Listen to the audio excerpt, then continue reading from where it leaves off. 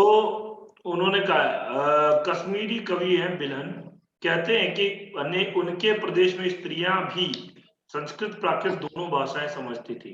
दूसरों का क्या कहना, यदि स्त्रीणाम अपि किम अपरम मातृभाषा वदे प्रत्यावासम विलसति वाचः प्राकृतम संस्कृतम च।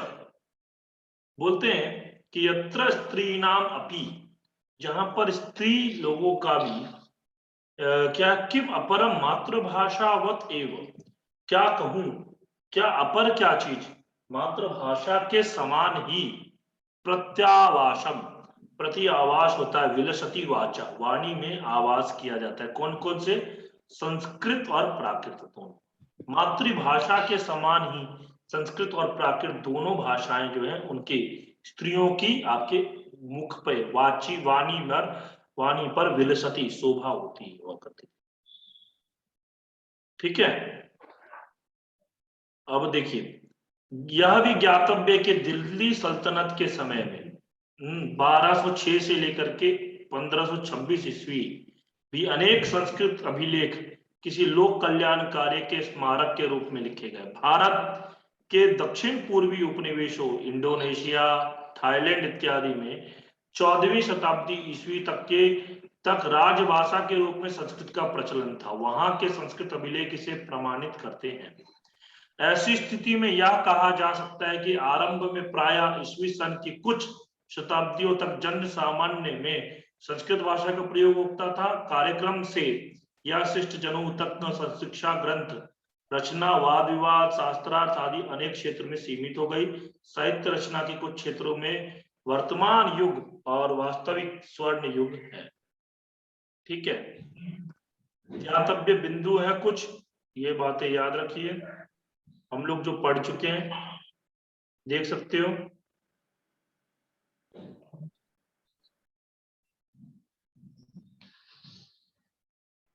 अब दूसरा पार्ट देखते हैं हम लोग, आधा घंटा है, आधे घंटे दूसरा पार्ट भी देखते हैं।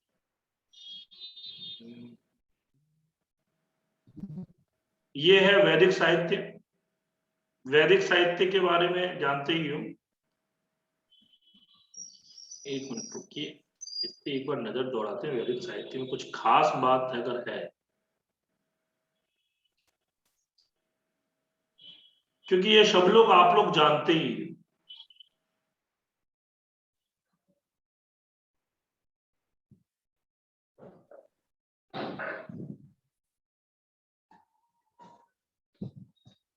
गुरुजी, हाँ हाँ, जो बिल्हण जी के द्वारा एक मेरे को याद आ रहा है, चोर पंचिका भी लिखी हुई है ना, वो क्या है? चोर पंचाशिका? हाँ जी, बिल्हण द्वारा रचित है। चोर पंचाशिका, एक ये उसकी है मतलब जैसे। गीति काव्य तो नहीं है? नहीं, गीति काव्य नहीं है, कथा काव्य है। कथा काव्य। गीति काव्य चोर पंचाशिका नहीं है। जैसे चोर 25 बोलते हैं ना। जी नहीं, चोर 25 या चोर पंचविंशति का, ये चोर पंचाशिका है ना। जी, चोर पंचाशिका बिल्हण के द्वारा रचित है।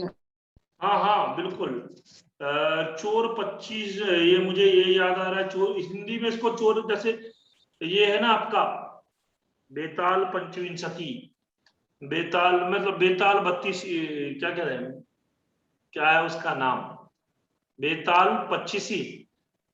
बेताल पंचविंशति। हाँ बेताल पंचविंशति था सर वो। हाँ, वो बेताल पंचविंशति, उसी का हिंदी में नाम बेताल 25 है। ऐसे ही चोर पंचाशिका, यहाँ पर भी कथा साहित्य का ये कहानी है। इसमें भी 50 कहानियों का है। ठीक है, कुछ ऐसा है। अब ये अच्छे से मुझे याद नहीं है, परंतु ऐसा ही है। जैसे बेताल 25 ही है, वैसे ही इसका भी। गुरुजी, ये गीति काव्य है। गीति काव्य है क्या? हाँ जी। पक्का? हाँ जी। क्योंकि सर उसमें वो तो है नहीं, गीति काव्य ही हो सकता है, मेरे को इसमें डाउट था गीति तभी काव्य पूछा। ही है ये गुरुजी। फिर देखते हैं। गीति काव्य भी हो सकता है, क्योंकि पंच उससे कंफ्यूजन हो रहा है। जैसे बेताल 25 ही वो है, परंतु यहाँ पे चोर 85 का कथा काव्य भी हो सकता है, गीति काव्य भी। देखूंगा मैं भी। और आप पक्का श्योर हो? मान क्या नाम है, मनीषा जी? हाँ जी सर। कहाँ देखा है आपने? मैंने ये उसमें पढ़ा था, भूषण सर की एक बुक है मेरे पास, उसमें पढ़ा था मैंने बहुत टाइम पहले। उसे बहुत टाइम पहले पढ़ा था ना। एक बार देखते हैं। संतोष जी आप भी देखिए मतलब वो चोर पर। श्योर। हाँ नहीं मैं जी सर। शायद आया हो नाम, इसमें दिया होगा। ये जो हम लोग पढ़ रहे हैं ना अभी, जी सर। इसमें भी दिया होगा। रामायण महाभारत।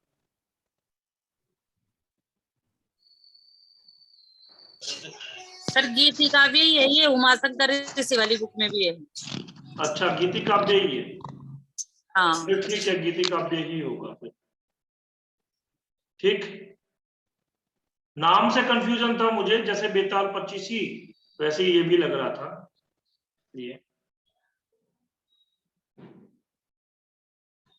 ये रहा, यहां पर देखिए, ये जो मैंने आपको बोला था ना, ये देखिए सबसे अच्छा यहाँ पे, इसीलिए मैं बोल रहा हूँ एनसीईआरटी बुक पढ़ना सबसे बढ़िया है। क्यों बताता हूँ। ये देखिए, ये चीज एक ही जगह पर आपको पूरे नोट्स के रूप में मिल जाएंगे। ये जो पार्ट है ना, 12th क्लास की बुक है। कौन सी क्लास की है सर ये 11th और 12th दोनों की कंबाइंड है। सर देख रहे नाम हैं? क्या है इसका? इसका है संस्कृत साहित्य का सामान्य परिचय। आप देख रहे हो, ये इसका चौथा पार्ट है। और मैं इसीलिए बोल रहा था कि ये बुक अभी पढ़ोगे आप तो फिर इससे आपको बहुत कुछ, मतलब आपको कुछ और कहीं पढ़ने की जरूरत ही नहीं पड़ेगी। देखिए महाकाव्य के बारे में है, महाकाव्य के बारे में पूरा इसमें अच्छे से कालिदास के बारे में दिया हुआ है। कुमार संभव, रघुवंश, दो आपके माने इन्होंने क्या। सर इसमें ऋतु सनारोह में एक दूत को खंड काव्य लिख रखा है। हाँ बिल्कुल। सर 9th क्लास वाली में गीति काव्य दे रखा है। हाँ, तो वही तो बात है ना, मैं आपको क्या बोला, गीति काव्य और खंड काव्य में कंफ्यूजन नहीं होगा। मैं आपको शुरुआत में एक बात बोल चुका था, अगर ऑप्शन में गीति काव्य लिखा हुआ है, खंड काव्य नहीं है, तो आप गीति काव्य करके आओ। अगर आपको खंड काव्य लिखा हुआ है, गीति काव्य नहीं है, तो आप ये खंड काव्य करके आओ। खंड काव्य। लेकिन अगर दोनों लिखा हुआ है, तब आप गीति काव्य करके आओ। गीति का जी सर बताया था आपने। हाँ जी सर पता है। हाँ, तो बस इसमें ये बात को लेकर के कंफ्यूज मत रहो, ठीक है। हाँ, और इसमें देखिए पूरे अच्छे से इसमें पूरा हर चीज का वर्णन किया हुआ है। कालिदास के बारे में वर्णन है, अश्वघोष के बारे में वर्णन है, ठीक। बुद्ध चरित और सौंदर्यानंद है। सारीपुत्र प्रकरण नाटक भी लिखा है इन्होंने। बुद्ध चरित में 28 सर्ग हैं, सौंदर्यानंद में 18 सर्ग प्राप्त होते हैं। और फिर उसके अलावा भारवी के बारे में इन्होंने पूरा लिखा हुआ है। एहोल के अभिलेख में भारवी का नाम कालिदास के साथ लिया गया है। उस समय तक ये प्रसिद्ध कवि हो गए थे। किरातार्जुनीय इनकी एकमात्र मिलती है, जिसमें हितम मनोहारी च दुर्लभम मचा। इंद्रकील पर्वत पर जाकर के दिव्यास्त्र प्राप्त करने के लिए अर्जुन और किरात वेशधारी शिव जो है वो दोनों जाते हैं। तो ये इसमें भट्टी रावण वध महाकाव्य और भट्टी काव्य, ये हम लोग पूरा पढ़ चुके हैं, इसलिए मैं थोड़ा सा दिखा रहा हूं बस। जानकी हरण, इसमें 20 सर्ग हैं। जानकी हरणम कर्तुम रघुवंशे स्थिते सती कवि कुमार दासश्च रावणश्च यदि क्षमा। माघ का शिशुपाल वध है, 20 सर्गों का महाकाव्य है। मेघे माघे गतम वया, श्रीहर्ष का ये आपका नैषधीय चरित है। तावत् वा भारते भारवे भातिर यावन मागस्य नोदया उदिते मागमदशदे काव्ये क्वा माघा क्वच भारवी। बृहत्त्रयी काव्यों में गिना जाता है इसको, और लघुत्रयी काव्यों में रघुवंश, कुमार संभव और मेघदूत को गिना जाता है। बृहत्त्रयी में किस किस को गिना जाता है? किरातार्जुनीय, शिशुपाल वध और नैषधीय चरित। किरातार्जुनीय में कितने सर्ग हैं? Sir 18 18 sir, 18 sir. कुमार संभव शिशुपाल में वध में 20। 20 और नैषधीय में 22। नहीं, कुमार संभव में सर कुमार संभव में 17 17 सर। 17। और मेघदूत में कितने सर्ग हैं? एक भी नहीं। ठीक है, मेघदूत में क्या है आपके, वो है क्या बोलते थे आपके, क्या, 2 भाग में बटे हुए हैं ना, 2 भाग हैं, पूर्व उत्तर में, पूर्व में और उत्तर में। और उत्तर में। क्षेमेंद्र की 3 प्रसिद्ध रचनाएं। क्षेमेंद्र कश्मीर के निवासी थे, और एक हरविजय का नाम, हरविजय का महाकाव्य रत्नाकर द्वारा लिखा गया है। हरविजय नामक महाकाव्य कश्मीर के कवि रत्नाकर के द्वारा लिखा गया है, जिसका समय 850 ईस्वी माना जाता है। भगवान शिव के अंधकासुर पर विजय विस्तार से वर्णन है। इसमें 50 सर्ग हैं। महाकाव्य की विशालता के कारण रत्नाकर की कीर्ति बहुत फैल गई। रत्नाकर के समकालीन शिव स्वामी ने बौद्ध ग्रंथ अवदान शतक की रचना की। शिव स्वामी ने अवदान शतक की कथा पर आश्रित कप्पणाभ्युदय नामक महाकाव्य लिखा। ये भी 20 सर्गों का बौद्ध महाकाव्य है। कश्मीर के निवासी क्षेमेंद्र की 3 प्रसिद्ध ग्रंथ हैं, रामायण मंजरी, भारत मंजरी और वेद कथा मंजरी।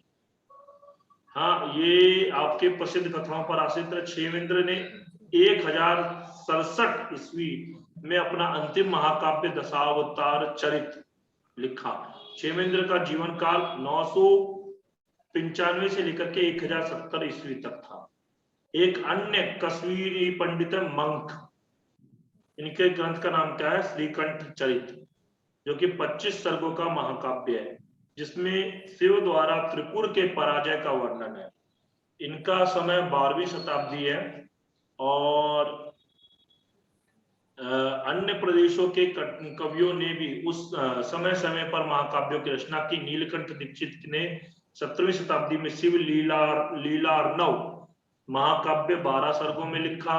रामभद्र दीक्षित ने पतंजलि चरित 8 सर्ग, वेंकटनाथ ने यादवाभ्युदय, ये पूछा जाता है प्रश्न बहुत बार, यादवाभ्युदय, धनदेव सूरी का शत्रुंजय महाकाव्य, वाग्भट का नेमी निर्माण महाकाव्य, वीर नंदी का चंद्रप्रभ चरित, हरिश्चंद्र का धर्म शर्माभ्युदय इत्यादि महाकाव्य भी प्रसिद्ध है। कुछ महाकाव्य विभिन्न देवताओं तथा शास्त्रीय विषय वस्तु के निरूपण के लिए है।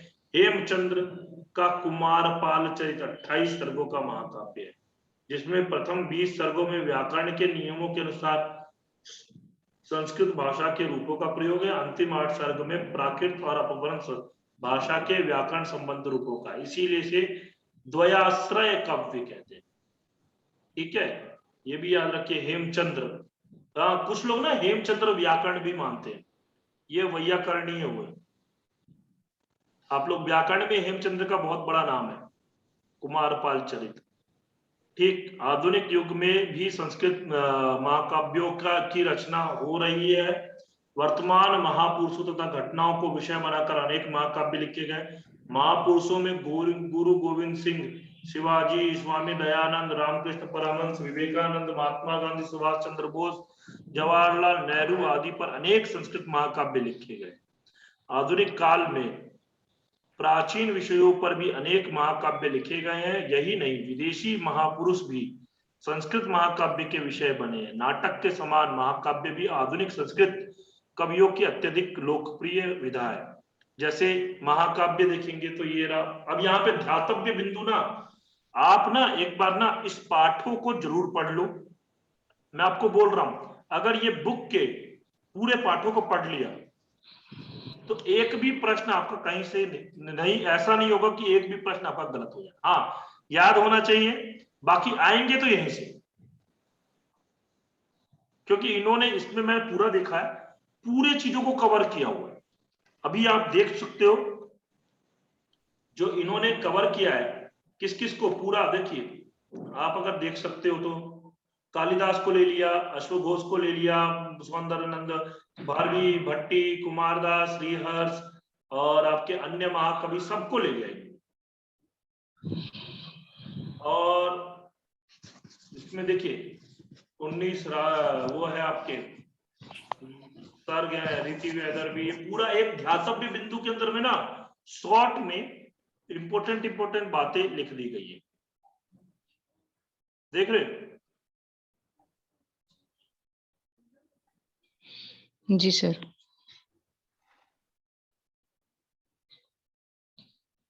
यादवाभ्युदय वेंकटनाथ का है, चंद्रप्रभा चरित। अब इसके बाद में अब आगे एक और दिखाता हूं मैं आपको। ये तो गया चौथा पाठ महाकाव्य के ऊपर में। पांचवा पाठ कहाँ गया इसका, ऊपर। ये ऐतिहासिक महाकाव्य कुछ, जो कि ऐतिहासिक महाकाव्यों में अगर आप देखो तो एक मिनट रुकिए, इस महाकाव्य की परंपरा में अगर देखोगे तो जैसे महाभारत, पुराण, इन सब के आदि में दी गई वंशावली, वंश वृक्ष इत्यादि के आधार पे राजतरंगिणी इसी परंपरा में लिखा हुआ एक काव्य है। ठीक है,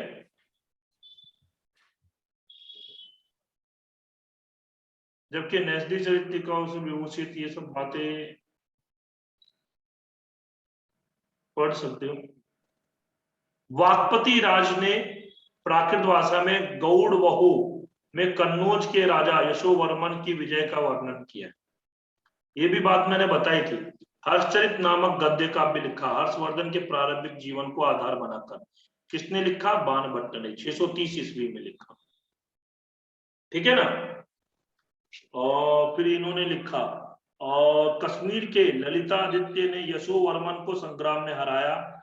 इस काव्य में ग्रामीण जीवन के सचरित पद्म मतलब सजीव चित्र उत्पन्न हुए। पद्मगुप्त का नव साहसांक चरित 1005 ईस्वी में संस्कृत का पहला ऐतिहासिक महाकाव्य है, जिसमें 18 सर्ग है। ठीक। मालव नरेश सिंधु राज का इतिहास वर्णित है। सिंधु राज जो थे वो भोज के पिता थे। अच्छा, भोज का एक ग्रंथ है, क्या नाम है पता है? साहित्य दर्पण में उसका वर्णन आता है, जब विश्वनाथ काव्य का खंडन करते हैं। सर कंठाभरण। हाँ, सरस्वती कंठाभरण। सरस्वती कंठाभरण। भोजदेव कुछ ऐसा नाम है इनका वहां पे। भोजराज नाम है ना सर पूरा इनका। हाँ वही भोजराज है, ये राजा थे वैसे। कंठाभरणम वर्णम। वही है, सिंधु राज के मतलब भोज के पिता थे ना सिंधु राज, तो उनका वर्णन किया है। ठीक। इसमें इस महाकाव्य में शशि प्रभा के साथ उनके विवाह का पद्मगुप्त पहले राजा मुंज के सभाकवि थे। मुंज की मृत्यु के बाद सिंधुराज ने पद्मगुप्त का आदर किया। पद्मगुप्त पर कालिदास की रसमयी पद्धति का प्रभाव है, इसीलिए इन्हें परिमल कालिदास भी कहा जाता है। और ये जिसके बारे में अभी हम बात कर रहे थे, विक्रमांक देव चरित, अभी हमने बात किया था ना किसकी है, तो बिलन की है। ठीक है।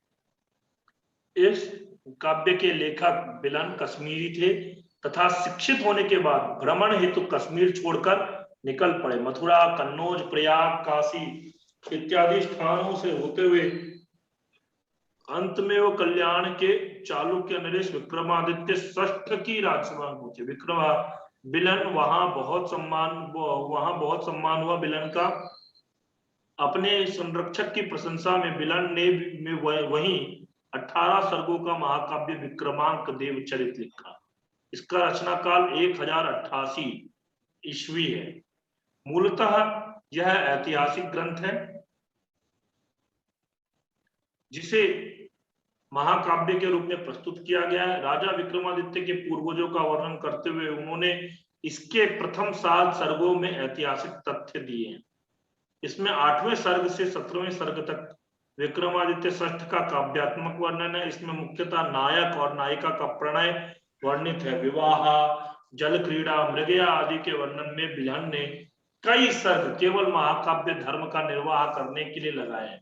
बिल्हण इतिहासकार के रूप में निष्पक्ष है नहीं है, क्योंकि वे राष्ट्रकूटों पर तैलप की विजय का तो वर्णन करते हैं, किंतु मालव नरेश द्वारा उसकी पराजय का नहीं।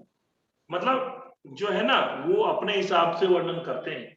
हाँ, वो निष्पक्ष नहीं, जैसे इतिहासकार निष्पक्ष होने चाहिए ना, वैसे निष्पक्ष नहीं है। बिल्हण इस महाकाव्य के 2 सर्गों में अपने संरक्षक के पारिवारिक कलह का भी वर्णन करते हैं। अंतिम सर्ग में उन्होंने अपने कुटुंब का वर्णन करते हुए अपनी भारत यात्रा का भी वृत्तांत लिखा है। काव्य की दृष्टि से विक्रमांक देवचरित बहुत सफल है। इसमें प्रवाह, रोचकता और सरलता सभी गुण हैं। यह प्रसादपूर्ण वैदर्भी शैली में लिखा गया है। भाषा सरल और स्पष्ट है। लंबे समासों का प्रयोग इसमें नहीं मिलता। कालिदास की काव्य शैली बिल्हण पर छाई हुई है। बिल्हण ने चौर पंचाशिका नामक गीति काव्य भी लिखा है। हमारा स्पष्ट हो गया। अभी इसी पर संशय था। जी सर।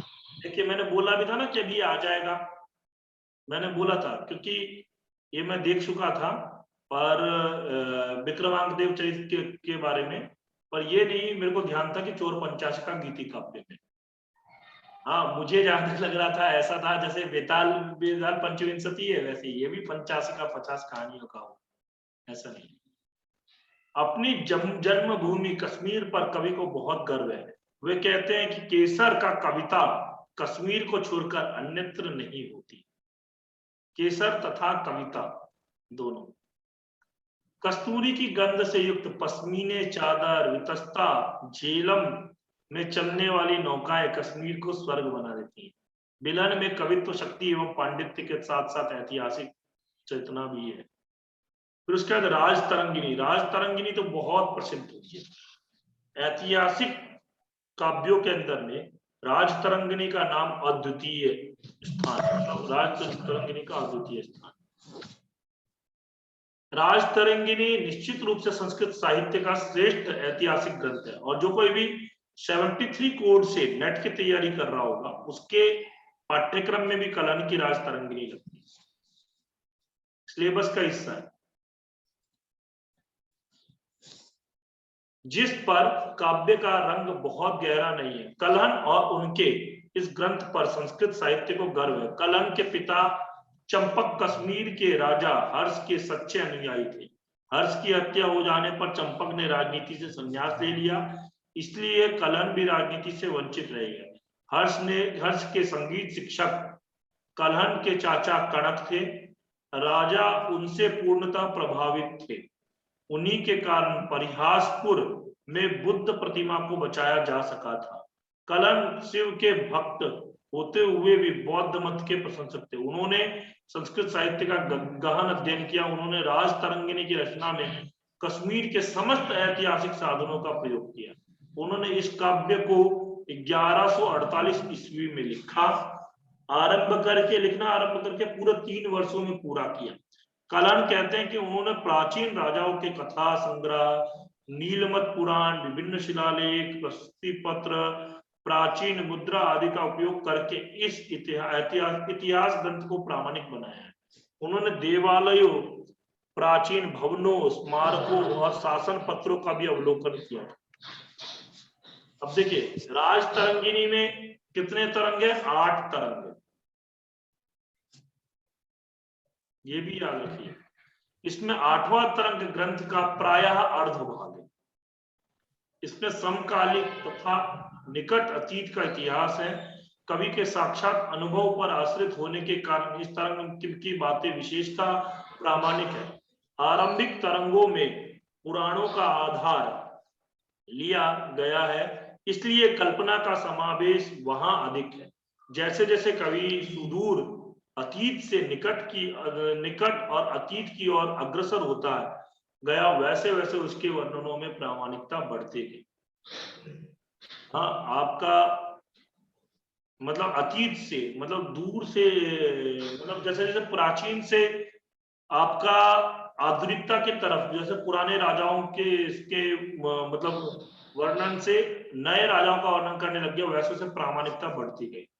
राजस्थानी तरंगिणी का आरंभ किसी गोनंद नामक राजा के वर्णन से होता है, किंतु प्रथम 3 तरंगों में काल या तिथि का उल्लेख नहीं है। इससे पहले, इसमें पहली तिथि 813 ईस्वी के आसपास है।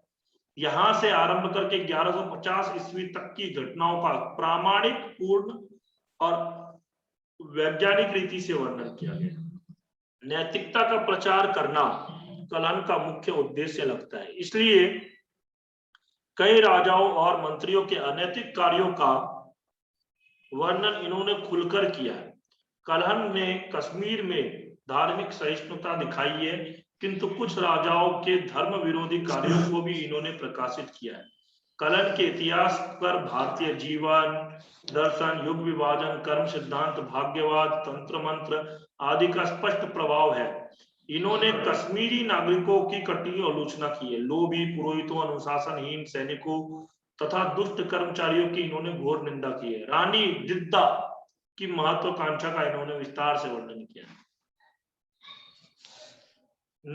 और बाकी राजतरंगिणी एक सच्चे इतिहासकार द्वारा काव्यात्मक शैली में लिखा गया ग्रंथ है। अलंकारों का प्रयोग बहुत स्वाभाविक रूप से इसमें किया गया है। प्रायः पूरा ग्रंथ अनुष्टुप छंद में लिखा गया है, कहीं कहीं पर छंद बदले गए हैं। कलहन मूलतः अपने को कवि बतलाते हैं। कुल मिलाकर यह महाकाव्य संस्कृत का गौरव ग्रंथ है। ठीक है।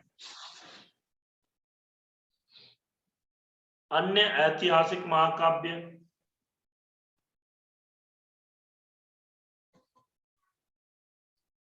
देखिए जलहन का, ये जलहन का सोमपाल विलास में सुस्सल द्वारा, जलहन ने भी ये यहाँ पे लिखा है, देख सकते हैं, सुक्ति मुक्तावली भी है उसका, पर ये भी है। कलहन के राजतरंगिणी से आगे बढ़कर कार्य विभिन्न कालों में जोनराज 1450 ईस्वी में, श्रीवर 1486 ईस्वी में, सुक 1586 ईस्वी में ने किया है।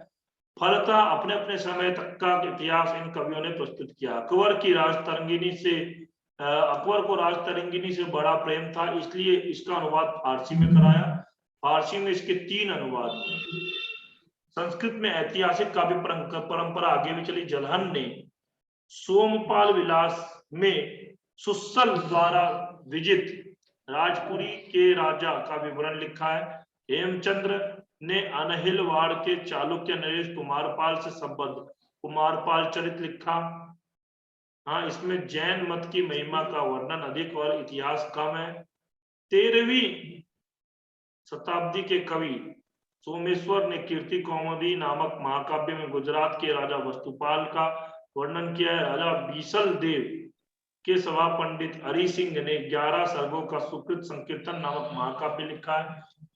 इसमें वस्तुपाल के धार्मिक कृत्यों का वर्णन है। विजयनगर के राज परिवार की वधू गंगा देवी ने 1371 के आसपास अपने पति कंपन की दक्षिण विजय पर आश्रित 8 सर्गों का मधुरा विजय लिखा। नयचंद्र सूरी ने हम्मीर महाकाव्य 14 सर्गों में लिखा, जिसमें रणथंबोर के चौहान नरेश हम्मीर का वर्णन किया है। जयानक ने पृथ्वीराज विजय महाकाव्य 1191 से लेकर के 1193 लिखा, जो अपूर्ण रूप में केवल 12 सर्गों में प्राप्त है। आधुनिक काल में डॉक्टर काशीनाथ मिश्र ने राजतरंगिणी के ढांचे पर मिथिला के कर्नाट वंशीय राजाओं का वर्णन किया। 8 तरंगों में कर्नाट राज तरंगिणी, देखिए ये इंपोर्टेंट बन सकता है, कर्नाट राज तरंगिणी। तो काशीनाथ मिश्र आधुनिक काल के भी है। और कर्नाट राज तरंगिणी कहाँ के लिखा है? ये कर्नाटक से संबंधित नहीं है, मिथिला के। मिथिला मतलब मेरी जगह, जहां से मैं हूं, मैं भी मिथिला से ही। ठीक है, मिथिला कहाँ है पता है ना? मिथिला कौन से राज्य में है? बिहार में है सर। बिहार में। इस प्रकार कवियों ने किसी राजा या उसके कार्यों से प्रसन्न होकर ऐतिहासिक महाकाव्य लिखे। शिवराज्योदय, छत्रपति चरित, गांधी चरित, विवेकानंद चरित, गुरु गोविंद चरित, और ये सारे ऐतिहासिक महाकाव्य। ज्ञातव्य बिंदु देख सकते हैं आप लोग। वाक्पति राज प्राकृत काव्य, नवशासांक चरित, विक्रमांक देव चरित, कुमारपाल का हेमचंद्र कीर्ति कौमुदी, ये सारा, ये इतने तक रखते हैं हम लोग। छठा फिर इसके बाद वाला जो है ना, काव्य की अन्य विधाएं, खंड काव्य। खंड काव्य में आप देख सकते हो, आपको मैं दिखाऊं 2000, हाँ, मेघदूत, गीत गोविंद। गीत गोविंद किसकी है बता सकता है कोई? जयदेव की सर। जयदेव की सर। भामिनी विलास, देख रहे हो, भामिनी विलास आया वो था प्रश्न। जगन्नाथ, पंडित जगन्नाथ हाँ, के सर। भामिनी विलास मैंने भी मॉक टेस्ट में पूछा भी था, भामिनी विलास का। जी सर। क्लेश काव्य, ये सारे देख रहे हो, ये सारे इंपोर्टेंट चीजें हैं।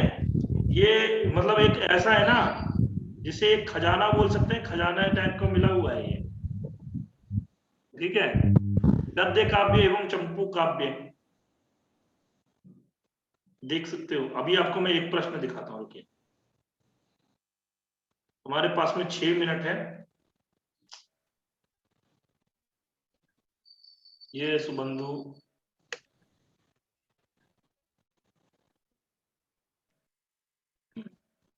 देखिए, नल चंपू और मदालसा चंपू।